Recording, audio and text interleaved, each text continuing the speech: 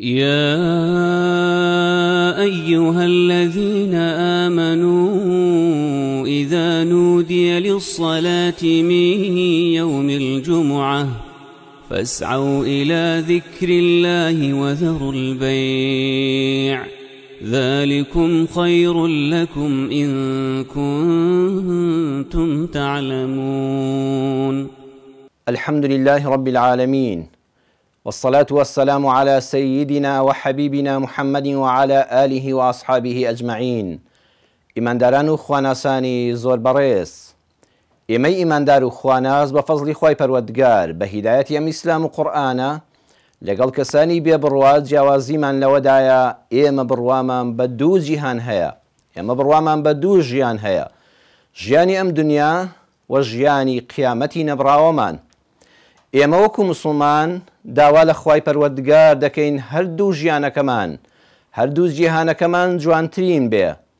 خوای پەروەردگار لە قورئانەکەیدا جوانترین دوعای فێری ئێمە کردو دەفەرمێ ئیماندارانی ڕاستەقینە کاتێک کە دوعا دەکەن دەڵێن ربنا آتنا في الدنيا حسنة وفي الآخرة حسنة وقنا عذاب النار.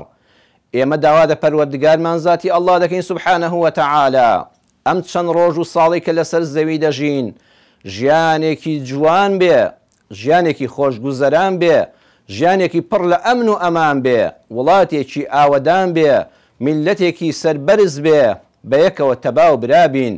و کاتێکیشکەوە چوینەوە دیوانی خوای پەروەردگار ئاخرەتیشمان حەسەنە بێ، شەرمەزاری بەردەمی پەروەردگارمان نەبین، شەرمەزاری بەردەمی پێغەمبەری خوا نەبین صلی الله عليه وسلم. مسلمانان با ئاگامان لە قیامەتی خۆمان بێ، ئەو قیامەتەی کە پەروەردگار لە سوورەتی ئەنیساء ئایەتی 77 بۆمان باز دەکا و دەفەرمێ قل متاع الدنيا قليل والآخرة خير لمن اتقى. سوورەتی ئەنیساء ئایەتی 77 دەفەرمێ قل ئەی محەممەد صلی الله عليه وسلم، ئەی خاتەمی پێغەمبەران بڵێ بە ئومەتەکەت، بڵێ بە مرۆڤایەتی، بڵێ متاع الدنيا قليل، بەڕاستی ناز و نیعمەتی ئەم دنیایە، بەڕاستی خۆشیەکانی ئەم دنیایە قەلیل کەمن. جا هەموو جار بە عەرزی جەنابتان دەکەم برایان و خوشکانی بەڕێز، یەک بە یەک سەیری وشەکانی قورئان کەن و بەسەریا تێمەپەڕن. سەیری وشەی قەلیل کەن. قەلیل لە زمانی عەرەبیدا هەر بۆ خۆی یعنی کەم. ئەمجا لێرە لە سیاقی ئاەتەکەدا بە نەکیڕەیش هاتووە، واتە زۆر زۆر زۆر کەم. ئەی محەممەد صلی الله عليه وسلم، لە ئاسمانەوە ئەم پەیامەت بۆ دێ بە خەڵکی ئەم سەرزەویە تا قیامەت بڵێ مەخەڵەتێن بە ژیانی دنیا، بەڕاستی ناز و نیعمەت و خۆشیەکانی دنیا زۆر زۆر زۆر کەمن. قەلیل بە نەکیڕەیی یعنی هەر زەڕەیەکە لە خۆشی. والآخرة خير لمن اتقى. بەڕاستی ژیانی نەبراوەی قیامەت، ژیانەکەی بەهەشت ئەوە چاکترە بۆ کەسێک کەوا تەقوای خوای پەروەردگاری هەبوو بێ. بەخوا قیامەت خۆشترە بۆ کەسێک کە لەم دنیادا خواناز بوو بێ، لەسەر ڕێبازی قورئان و سنەتی پێغەمبەر بوو بێ صلی الله عليه وسلم. جا با لەسەر وشەی قەلیل بوەستین. بۆچی پەروەردگار دەفەرمێ قەلیل؟ خەڵکی نەبزانن ناز و نیعمەت و خۆشیەکانی دنیا بەڕاستی زۆر زۆر زۆر کەمن. لە چوار خاڵە عەرزی جەنابتانی دەکەم تکایە بە دیقەتەوە سەرنج بدەن. یەکەمیان لە ڕووی ژمارەی شتەکانەوە، لە ڕووی ژمارەی شتەکانەوە دنیا لە چاو قیامەت یعنی هەر بەراورد ناکرێ. ئێمە خەڵکانێک لەم سەرزەوێدا، خەڵکانێکمان هەبووە لە باب و باپیرانی من و تۆی بەڕێز و ئازیزی مزگەوت، بینەر و بیسەری ئەم وتارە، وەڵڵی کەسانێکمان هەبوو لە هەموو گۆی سەرزەویدا کە تیاژە تەنها گوندەکەی خۆی بینی بوو. خەڵکانە کاتی خۆی لە کوردستانەوە دایانگوت کا فڵان کەس بەغای بینیوە، هیوا هەبوو دایانگوت تا تورکیا و ئێران چووە، خەڵک بەلایەوە گرنگ بوو. ئەم گۆی زەویە بەم گەورەیەوە کەمێکی بینی بوو، یعنی کەمێک شتی بینی بوو. ئێستا من و تۆ لە سەدەی 21ین، لە سەدەی ئەنتەرنێت و هەموو دنیا لە ناو مۆبایلەکەتدایە. ئێستا کۆمەڵە شت دەبیستی، ناوی هەندێک میوە خواردن دەبینی، ناوێک هەندێک ئاژەڵ و ماسی و ناو دەریاکان دەبیستی بۆ یەکەم جارە لە تەمەنت. وا تەمەنت کۆتایی پێهات تازە یەکەم جارە دەیبیستی. کەواتە لە ڕووی ژمارەی شتەکانەوە تۆ لەم سەر زەویە ئەگەر 100 ساڵیش تەمەنت بێ لە 100 تێپەڕکەی کە دەگمەنە، وەڵڵای شتێکی زۆر کەمت بینیوە.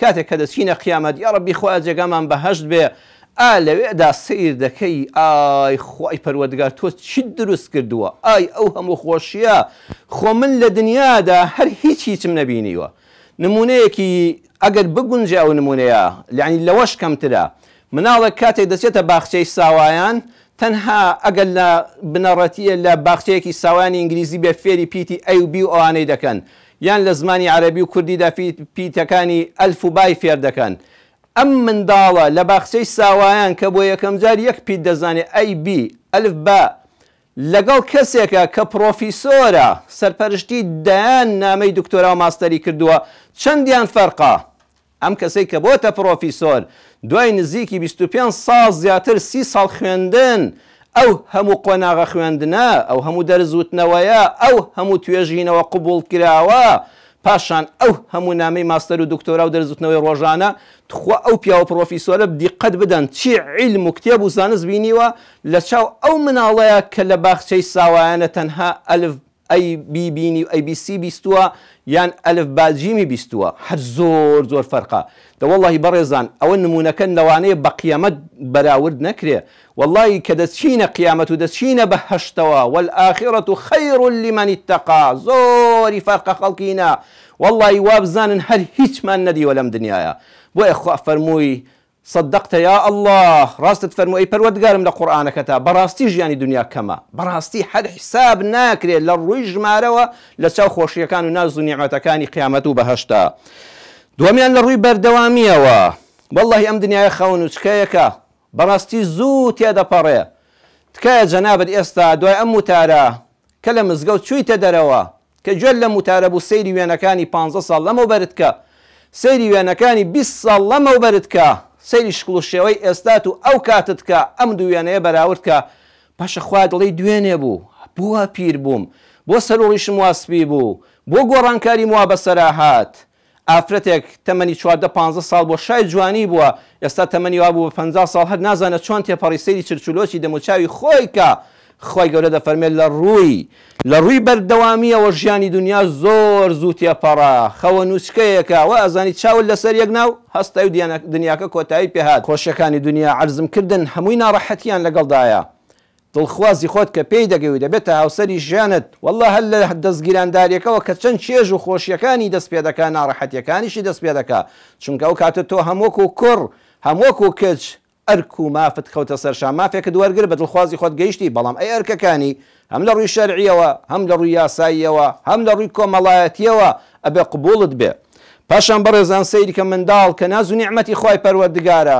یا ڕەبی خۆیان مناڵ بەوانە بەخشی کەنیانە یا ئەڵڵا خۆیان مناڵیش کە ئێمە هەمانە خۆیان مناڵەکانمان بۆ ساڵحکەی مناڵ خۆشی ژیانە مناڵ بە نەستی قورئان قڕەت عەینە واللهی ئینسان چاوی گەشت دەبێ واللهی ماڵ بە منداڵی جوان ئاوەدان دەبێ بەڵام کاتێک کە مناڵت لەدایک دەبێ بەخوا مناڵیش هەر خۆشی نییە مناڵیش کۆمەڵێک ئەرک ئەمجا دەست پێ دەکا واللهی دواتر هەتا مناڵە گەورەی دەکەی کوتانەکانی تا لێهاتنەکانی بەخێوکردنەکەی سەرما و گەرمای نەبێ خۆیان نەخۆش نەبێ خۆیان نەکەوێ و تووشی شکست و شکان نەبێ یا ئەڵڵا بە تۆی دەسپێرم دەینێرم بۆ ڕەوزە دەینێرم بۆ باخچەی ساوایان پاشان بۆ بنەڕەتی و ئامادەی و زانکۆ کاتێک کە لە شارێکی تر دەخوێنێ و گەورەش بووە هەر منداڵەکەی بەردڵی دایە و بابەیە بەردەوام بەڕێزاندڵ لای منداڵەکانتە خۆخوا نەخواستەگەر ناساڵح بێ زۆر کەس هەیە دەڵێ بڕیا هەر منداڵم نەبووە خۆزگەم بە فڵان کەس کە منداڵی نییە چاو لێ لەگەڵ هەموو خۆشیەکی ئەم دنیاەدا عەزیزم ئیلا ناڕەحەتیەک هەیە دنیا وایە لەگەڵ خۆشیەکانیدا ناڕەحەتی هەیە پاشان بڕۆ بۆ پارە و سەروەت و سامان تۆ وازانی ئەوانەی کەوا زۆر دەوڵەمەندن زۆر مرتاحن بڕواتان هەبێ پارە و سەروەت و سامان خەڵاتی خوایە و چێژی خۆی هەیە بەڵام بەخوا بە ئەندازەی ئەو چێژە ئەرکی لەسەر شانە ئەرکت لەسەر شانە بۆ قیامەت تۆ ئازانی کاتێک کە پارە و سەروەت و سامانی زۆرت هەبوو لە قیامەتە لێ ناپرسرێتەوە لە زەکاتەکەی لە خێر و خێراتەکەت لە خزمەتی ماڵ و منداڵ و میوانەکانت لە خزمەتی نەفسی خۆت بەخوا دەوڵەمەندی وا هەیە بەداخەوە بەس لە قیامەتە لە خۆی بپرسنەوە لە حیسابەکە دەرناسێ بۆ چونکە هەموو ژیانی بە پارە و سەروەت و سامان بەخشی هەر ئەوڕێکی لە خۆی نەدایەوە خزمەتێک بە خۆی بکە هەیە لە لێپرسینەوەی منداڵەکانی لە قیامەتا دەرناچێ هەر لاسیکی لێدەدا و شەریکە بکەوانێ و فەرع بکەوە ڕۆژێدا نەنیش دەستی باوکایەتی و سۆس بەسەری منداڵەکانی دابێنێ، سەفرە و گەشت و سەیرانێکی حەڵاڵ و پاک و پوختی شەرعیانە لەگەڵ ژنەکەی بکە، هەر خەریکی تەلەفۆن و مۆبایلەکەت و نەقلیکە و فەسڵیکە و داینێ و قەزنیکە. ئیتر براشی نەکەم بەخوا سەروەت و سامان و پارە خەڵاتی خوایە، بەڵام مەسئولیەتی زۆر لەسەر شانە، لە قیامەتە لێت دەپرسرێتەوە من ئەین اکتسبه وفیما أنفقه، چۆنت پەیدا کرد کاکە وەرە، چۆنت پەیدا کرد لە چ ڕێگایەکەوە، ئەی چۆنیش سەرف کرد، لە هەردووکیان لێت دەپرسرێتەوە. جاوە لە بەردەمی خوادا ڕاوەستی بۆیە کە سەیری سەرەت و سامان دەکەی هەر خۆشیەکانی مەبینە لەم دنیادا لێپرسینەوەی لەسەرە لەو دنیادا. بەخوا خانووەکەی ماڵمان کە دەچینەوە ناوێت چەند جار شکری خوا تێدەکت، جارێک وتت یا ڕەبی خوا لێت بەزیاد بکەم ئەنوایم هەیە کە ئەم نیشتیمانم هەیە کە ئەم کوردستانە ئارامم هەیە کاکە خوا هەموو لێپرسینەوەی لەسەرە. ژیانی دنیا سەروەت و سامان و بوونی خانووەکەت و سیارە بەرزەکەت و جیرفانە پڕەکەت و کاسە و قاسە پڕەکەت و سفرە ڕازاوەکەت هەروە ئاسان نییە لێپرسینەوەی قیامەتی لەسەرەکەواتە لەگەڵ خۆشیەکانی دنیادا ئەو کاتە ئەرکیشل لەسەر شانە، بەخوا فەقیرێک زووتر لە قیامەتە ڕزگاری دەبێت. پاشان پۆست و پلە و پایە هەموو کەس هەوڵی ئەوە دەدا بەداخەوە کە پۆستێک وەرگێ، بەڵام ئەو پۆستە بەخوا لە دنیادا دڵی مرتاح نییە.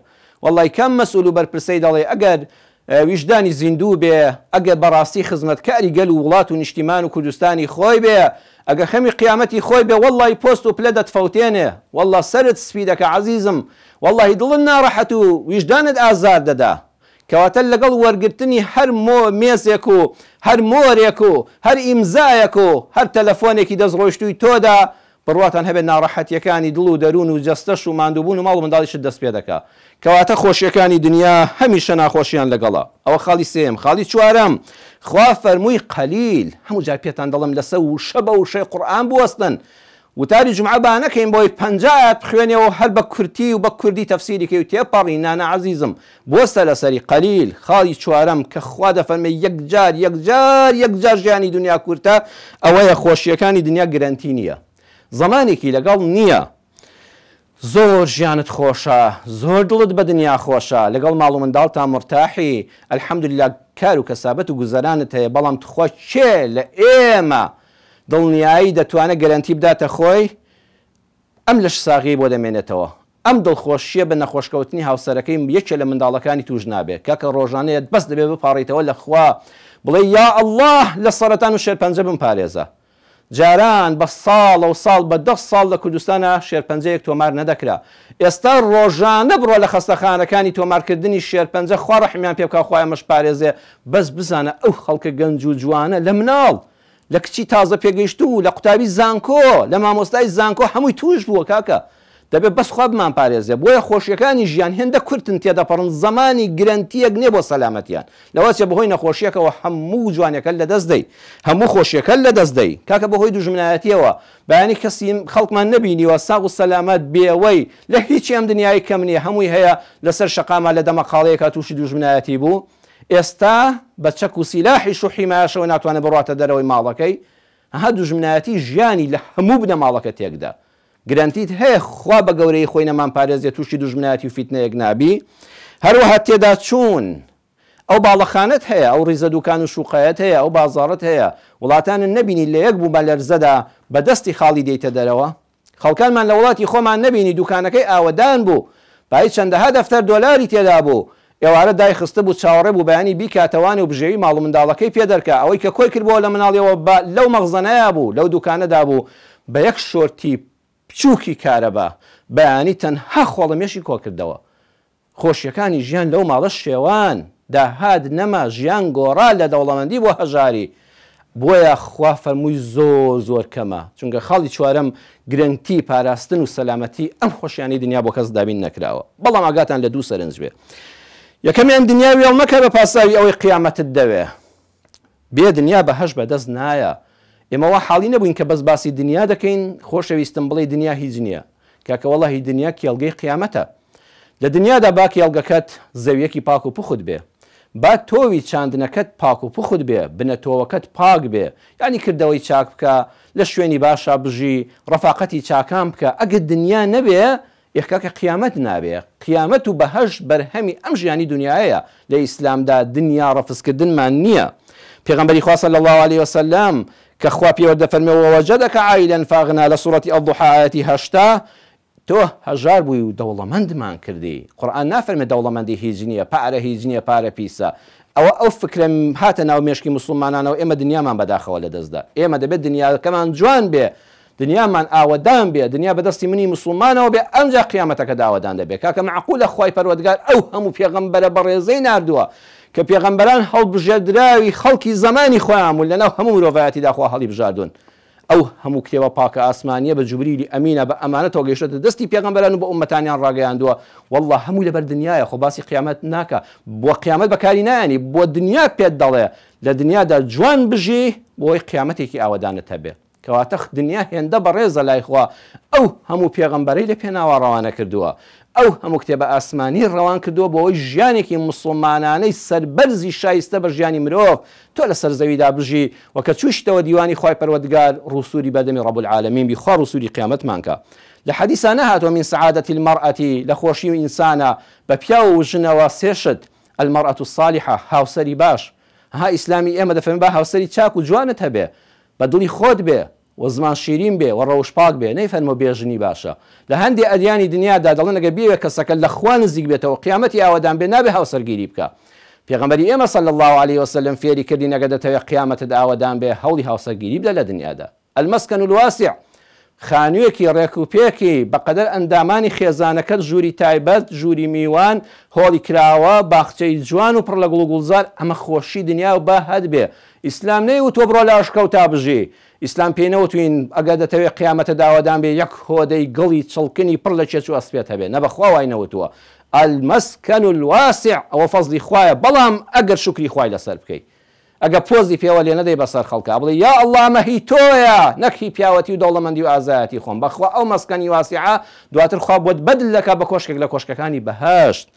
المەرکەب الهەنی، فەزلی خوایە و خوا پێت ببەخشێ باشترین ئۆتۆمبیلی تازە مۆدیلی بەرزی ڕێکوپێکی کە سەدەکەوی و لێ دەخوڕی هەر نازانی هەز ناکی کە دەڕوا. خوا نەیفەرمووە وەڵا ئەگەر دەتەوێت قیامەتە داوەدان بێ وەڵا داشقەیەکت پێ بێ هەموو ڕۆژە لە سەر فیتەر و سەر وەستابی. نا وەڵا قیامەتت لەبیر نەچێ با دنیاشت جوان بێ. خاڵی دووەم ئەوەی خراپە و مشکیلەیە ئەڕەضیتم بالحیاتی الدنیا. هەمیشە بگەڕێنەوە خزمەت قورئان. بەڕێزان قورئان هەموو پێوەرەکانت هەموو نیشاندەری دنیا و قیامەتە. ئەڕەضیتم بالحیاتی الدنیا، سوورەتی التەوبە ئایەتی 38.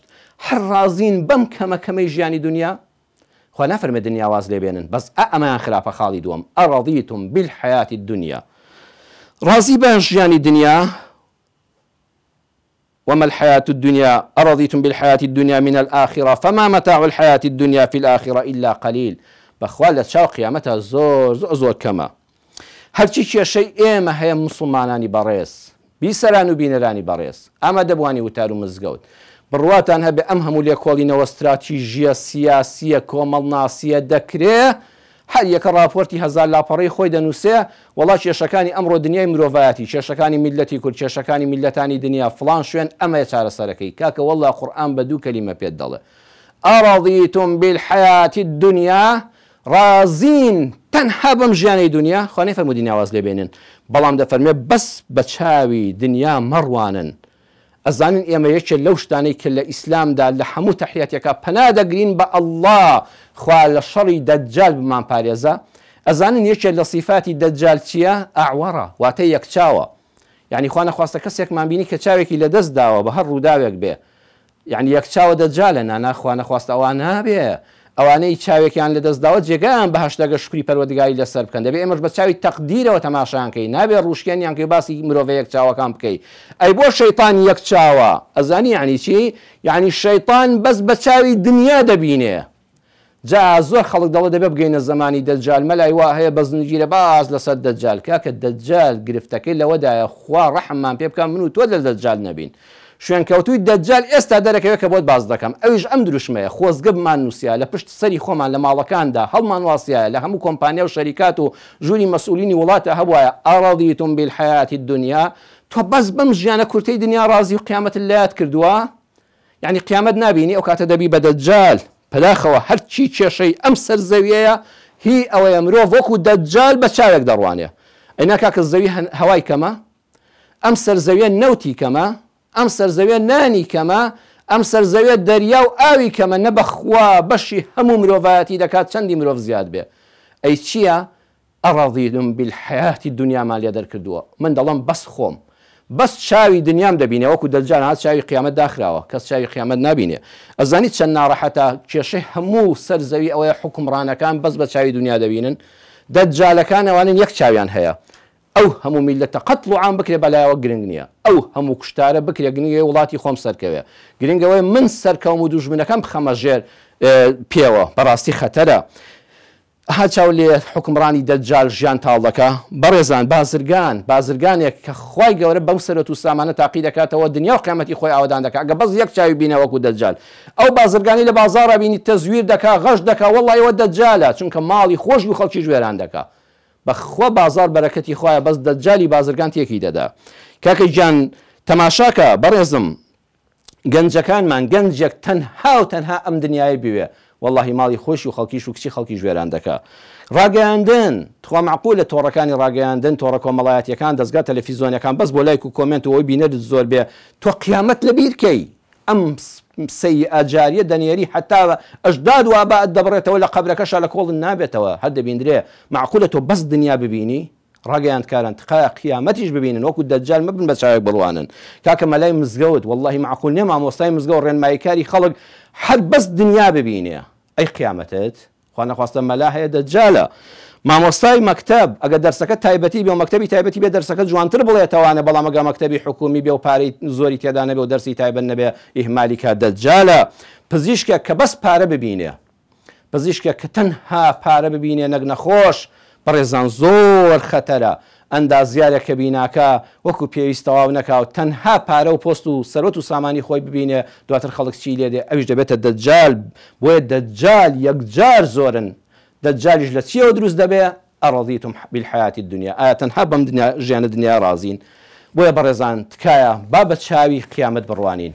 با داوا لە خوای پەروەردگار بکەین دنیامان جوان بێ یا ڕەبی خوای پەروەردگار لێت دەپاڕێمەوە بە گەورەی و ڕەحمەتی خۆت یا ڕەبی خوا دنیامان جوان کەی قیامەتمان ئاوەدان کەی شیفای نەخۆشەکانمان بۆ بنێری کوردستانمان ئاوەدان کەی پڕ لە ئەمن و ئەمان کەی خوای ڕەحم بە حاڵی هەموو لایەکمان بکەی ئامین ئامین والحمد لله رب العالمين يا أيها الذين آمنوا إذا نودي للصلاة من يوم الجمعة فاسعوا إلى ذكر الله وذروا البيع ذلكم خير لكم إن كنتم تعلمون